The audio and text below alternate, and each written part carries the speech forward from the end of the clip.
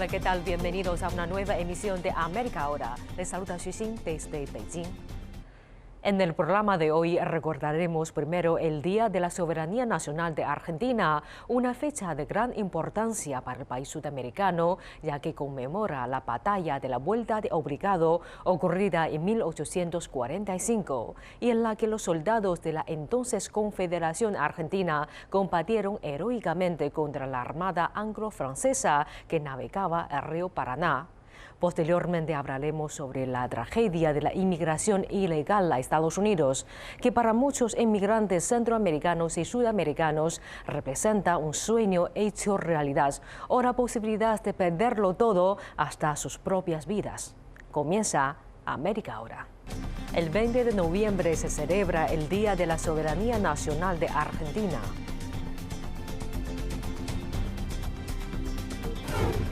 Estados Unidos registra una cifra récord de inmigrantes indocumentados.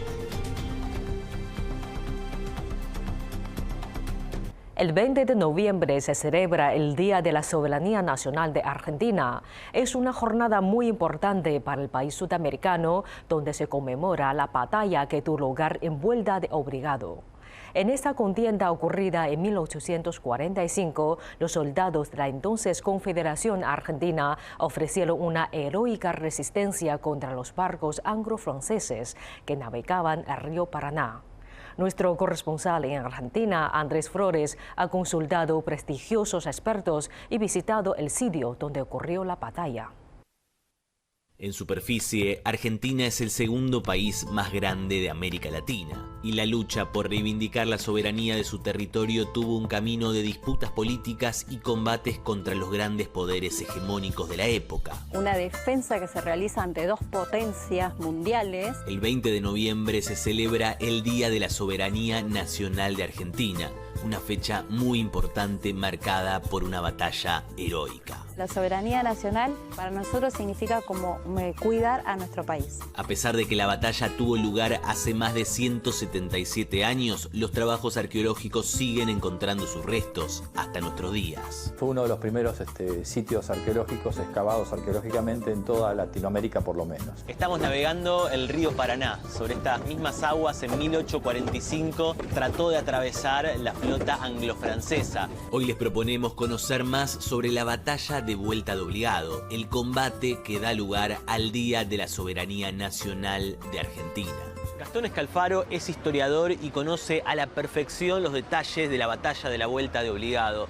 Nos invitó a conversar con él sobre el Día de la Soberanía para entender mejor el proceso histórico. La Vuelta de Obligado fue una batalla de una duración de aproximadamente 8 horas, en lo que está documentado, y es un conflicto que se da en el marco de un bloqueo previo al río de la Plata, al río Paraná, en el cual la Armada anglo-francesa evitaba que la Confederación Argentina pudiera hacer un libre uso de sus vías navegables tanto para importación y exportación. Para entender mejor el significado del Día de la Soberanía, viajamos hasta San Pedro, una ciudad argentina ubicada a 170 kilómetros de la capital, sobre las orillas del río Paraná. Estamos en la localidad de Vuelta de Obligado, que pertenece al partido de San Pedro, en la provincia de Buenos Aires.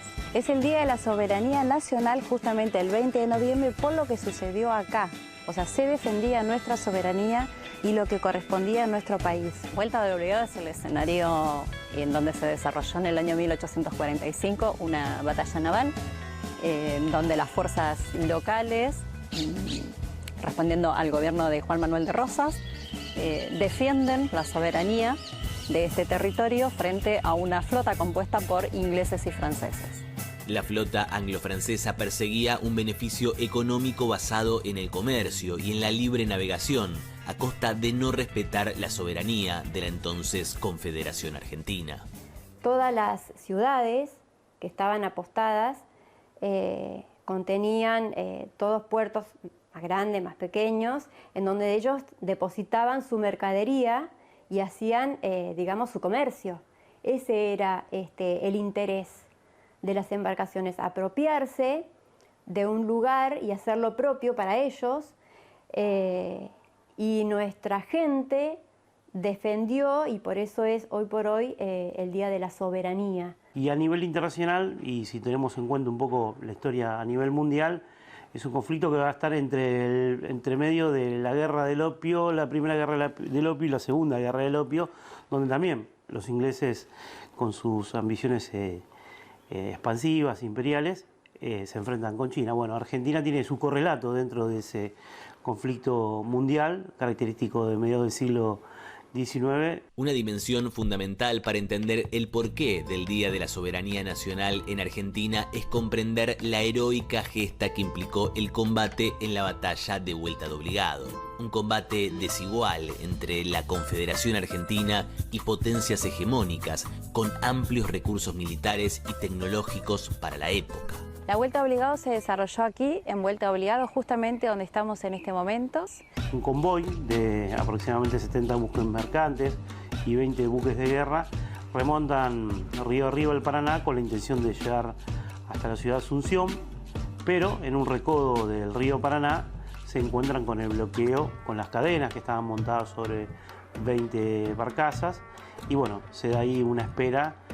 Y será la mañana del 20 de junio de 1845 donde sea por fuego de cañones el intento de romper esta línea de cadenas, y bueno, se da el comienzo del combate. Rosas, que en ese momento estaba como gobernador de la provincia de Buenos Aires, puso a cargo a Lucio Mansilla de este combate, y un montón de gente, no solamente de San Pedro, sino de Varadero, de San Antonio de Areco, mujeres, niños también, intentaron ayudar a que no pasen los anglo-franceses hacia el norte.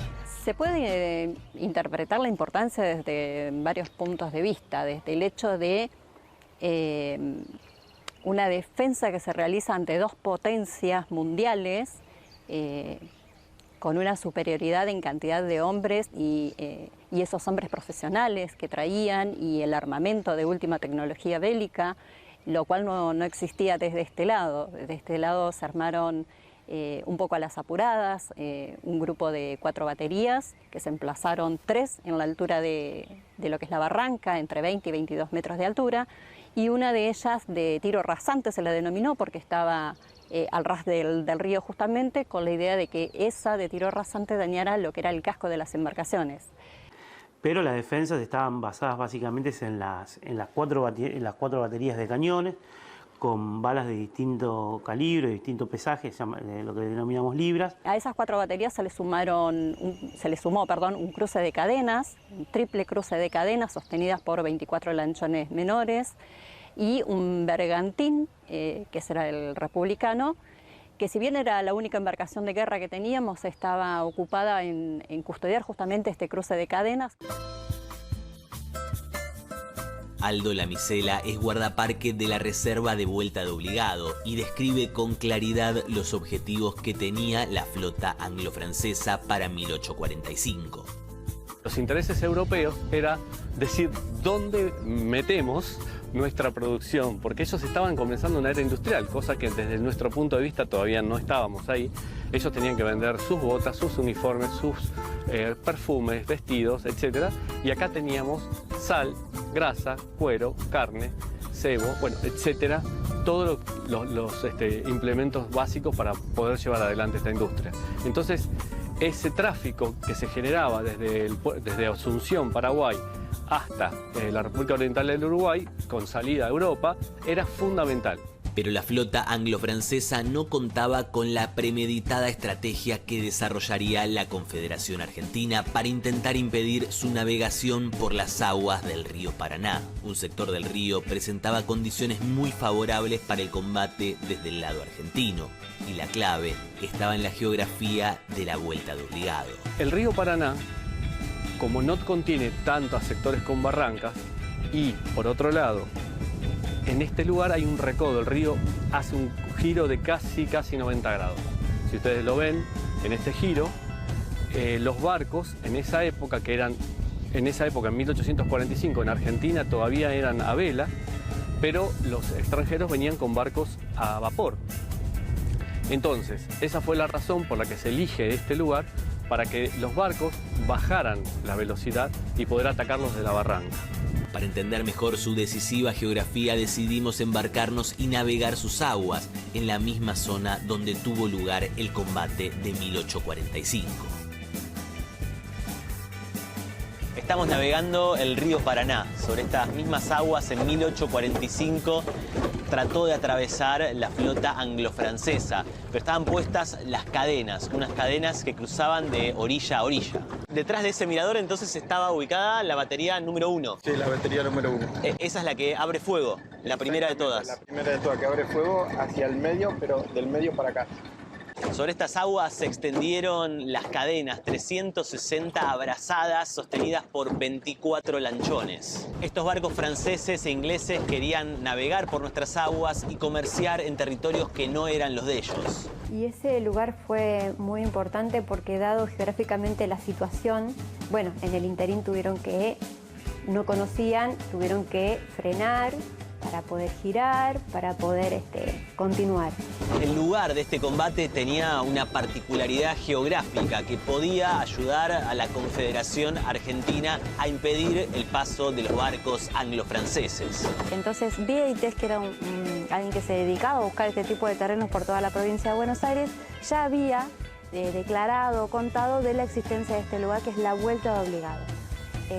La idea era no permitir el paso de los anglo-franceses, franceses e ingleses que iban hacia el norte para comercializar sus materias primas. El problema era que no querían pagar los impuestos correspondientes en ese momento. Estamos hablando aproximadamente de una dotación de marineros, tanto ingleses como franceses, que rondaría el número de 500. Bueno, una gran superioridad en cantidad de cañones que traían esas embarcaciones, y con un nuevo tipo de bala que se llamaba Paysan, que a diferencia de las que ya existían, digamos, estas, una vez que caían en el punto a donde habían sido lanzadas, después explotaban. Eso era algo nuevo, algo que prácticamente se estrenó acá. Y en el continente estamos hablando más de 1.500 infantes, junto con una caballería también que la igualaba en número, pero también está todo el servicio de apoyo logístico en la línea de combate, que incluía a los vecinos, a las vecinas. Pero la historia del Día de la Soberanía y de la batalla de Vuelta de Obligado sigue en desarrollo e incluso hay nuevos descubrimientos. En 2020 las aguas del río Paraná tuvieron una bajante histórica y la poca agua que había en el río permitió hacer un descubrimiento arqueológico muy importante. Encontraron parte de las cadenas que habían sido utilizadas para intentar frenar a la flota anglo-francesa. Mariano Ramos es arqueólogo y tuvo la oportunidad de trabajar con sus propias manos en los restos históricos de la batalla de la Vuelta de Obligado. Estoy yendo a su encuentro para que nos cuente cómo fue el proceso. Determinado tipo de hallazgos que están muy al filo de la costa, cuando el río crece, quedan sepultados bajo las aguas. Fue así que, por ejemplo, en el caso de la extracción de las cadenas de noviembre de 2020, que fueron halladas por un pescador en agosto de 2020, las cadenas con la bajante del río Paraná, a partir de ese año, sobre todo del 2020, quedaron expuestas, digamos, se podían ver.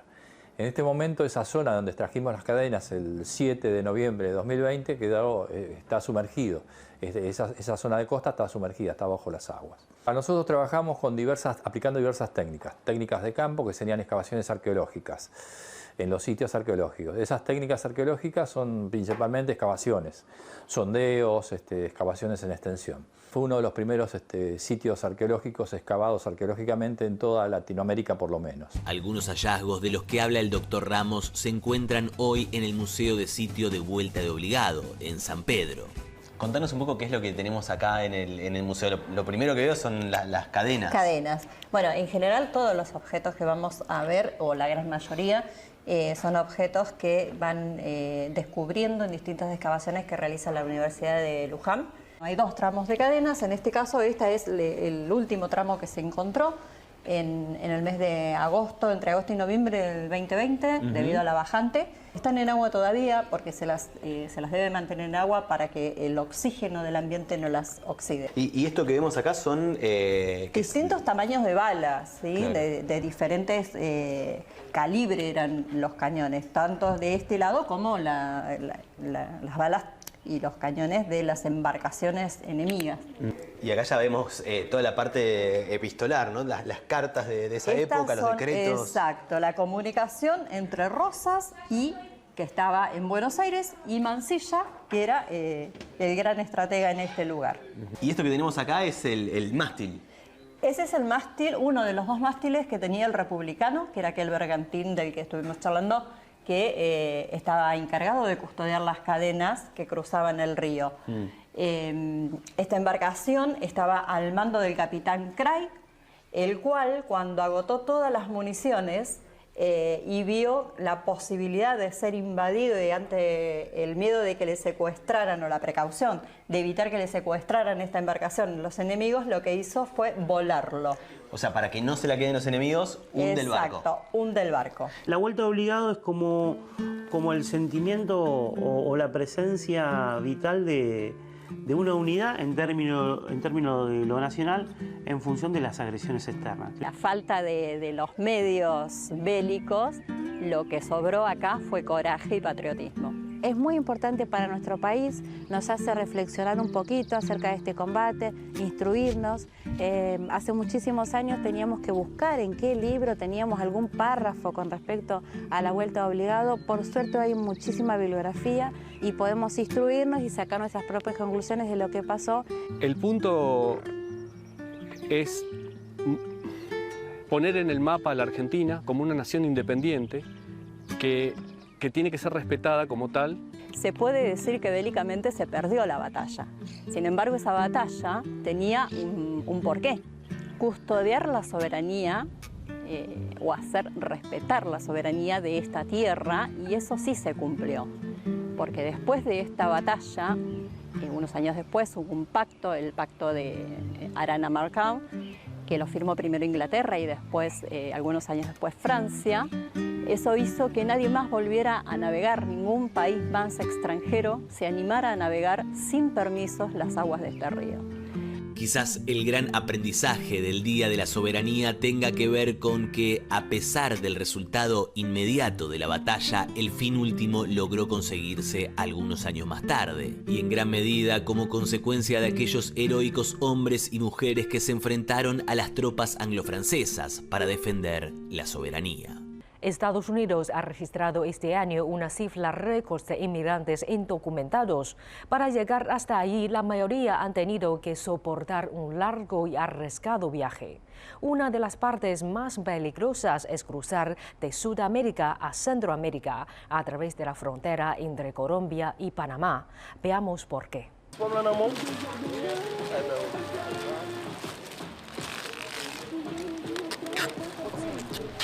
No existen leyes internacionales contra la migración, pero emigrantes irregulares como Beldor de Haití son tratados con frecuencia como criminales que ponen en peligro el lugar por el que pasan.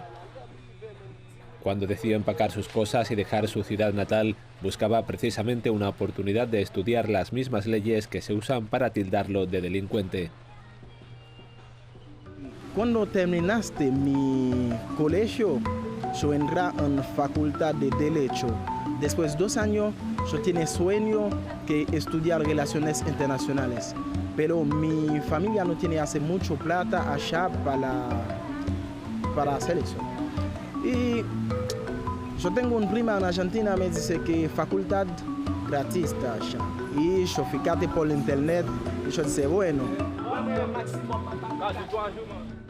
En 2017 compró un billete para Argentina. Comenzó a trabajar como ayudante en una pastelería entregando pedidos. Podía mandar algo de dinero a su madre y estudiar, que era su objetivo principal. Antes yo nunca tenía sueño de vivir a un país de América Latina porque los haitianos viven en Canadá, Estados Unidos, Francia.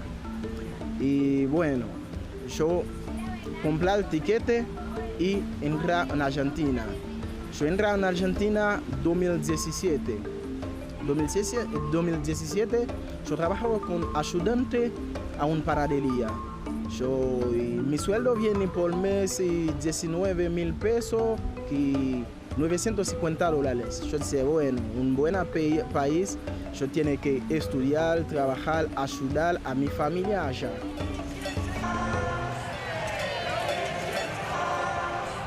Pero la economía argentina entró en crisis y con la inflación y la devaluación del peso no podía enviar dinero a casa. Porque cuando una persona, a una familia sale a Haití, él tiene 5 o 10 otras personas para ayudar. Los haitianos tienen un sentimental cuando tiene que ayudar a tu familia. Eso es el corazón de haitiano. Por eso que todo haitiano salían a Haití para buscar una vida mejor. A mí no tiene problema para trabajar en Argentina, porque yo con él, yo vivo bien a un departamento y yo tiene moto y perfecto, tiene una buena vida. Pero cuando mi teléfono se suene, un amigo me dice, che, tiene un problema de $20, $100, eso mi cabeza así. Entonces vendió su moto y comenzó a migrar hacia el norte. En Perú le robaron $400. Su tío le envió dinero y ahora está en Necoclí, Colombia, esperando para cruzar a Panamá. Yo vendí mi moto, todas mis cosas, yo sé bueno. Antes tiene miedo del mal y la selva.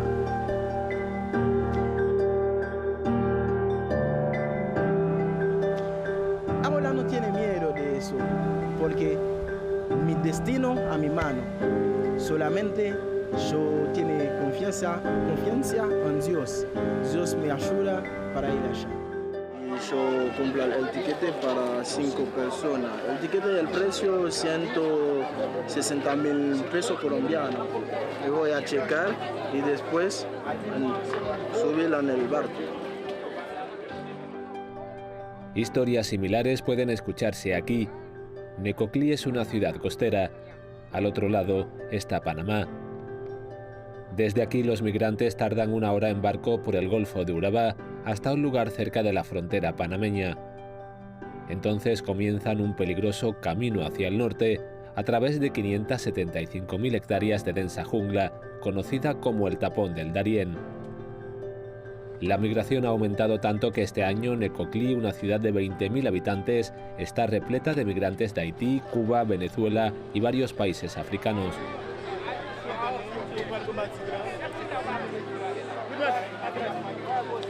Ellos querían llegar hoy y a los 4 o 5 días irse, pero esperaban 15 y 20 días. Entonces se quedaban sin dinero, las casas ya no los querían atender porque les estaban dando el alojamiento gratis, ya les tenían que dar la comida gratis. Entonces yo pienso que a Necoclí nos dejaron esta problemática, siendo esto un corredor. Freddy Marín es propietario de una de las 2 compañías de embarcaciones que operan en Necoclí.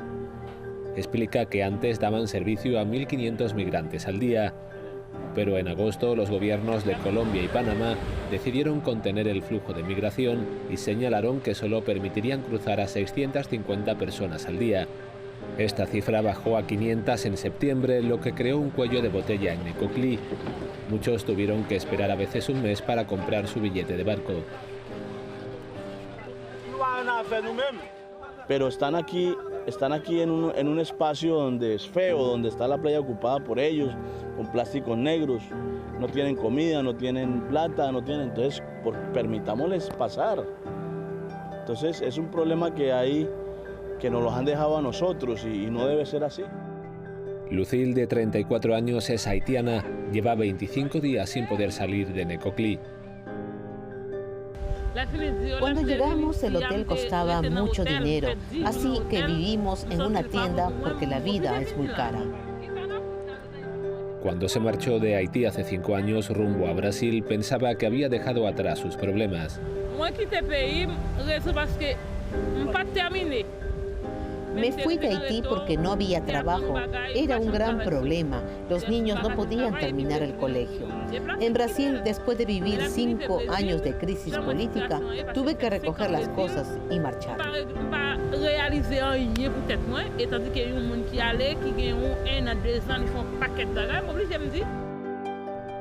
Ahora está decidida a ir a Estados Unidos incluso si significa un riesgo. Cuando cruzas a pie, el Tapón del Darién es la única forma de ir al norte. se tarda una semana en llegar a la primera aldea panameña. ¿Qué es lo que le estamos pidiendo al gobierno panameño y a los gobiernos enteros, a la ONU, a la OEA? Que permitan una migración digna, es decir, que los migrantes y que los haitianos pasen de Colombia a Panamá, pero con una ruta segura, es decir, que ellos cojan sus vehículos aquí en Colombia y los lleven a Panamá directamente, y no que sean sometidos o no que los dejen pasar por una selva de 7, 8 días y 10 días, donde allí mueren muchos niños, porque la verdad es esa, allí ya han muerto muchos niños porque han tenido que ser abandonados por sus padres por las mismas condiciones de la selva.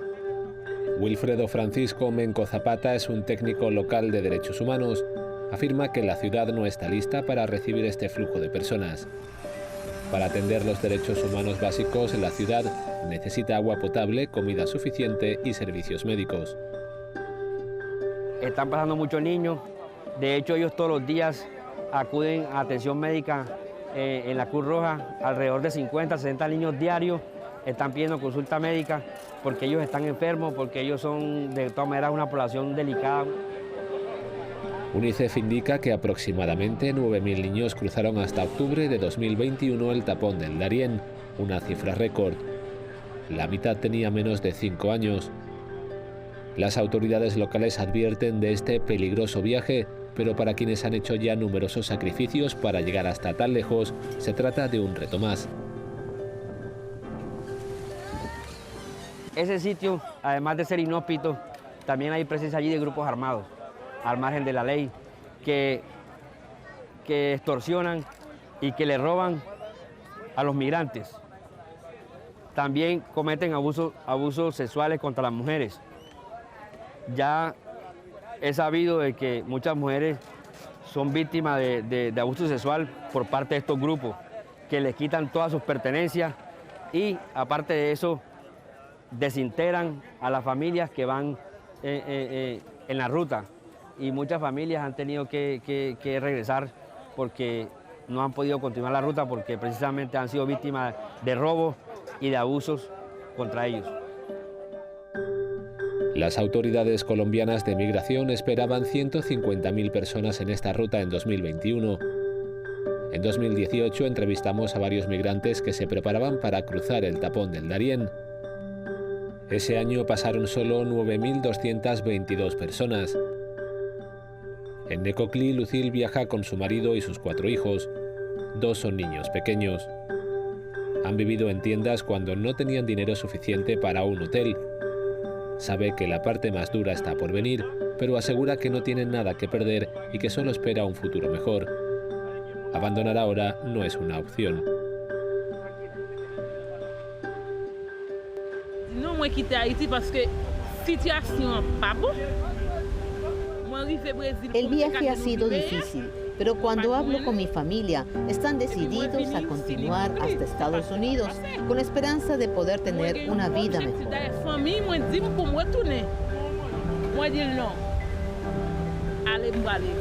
El miedo que yo tengo es solamente a la inmigración. Porque no si yo entro en Haití ahora, no tiene una vida, es como una persona que murió. Se aferra a historias de éxito antes de emprender ese peligroso viaje al norte. Tiene un primo que fue a Estados Unidos después de cruzar la frontera mexicana y ahora tiene la documentación regularizada. Lo que lleva a un inmigrante en su mochila para el viaje puede parecer similar, pero los sueños individuales son especiales para cada uno, lo que hace que cada historia sea diferente. Así concluimos esta emisión de América Ahora. Gracias por sintonizarnos durante esta media hora. Soy Xuxin en Beijing. Nos vemos en la próxima edición.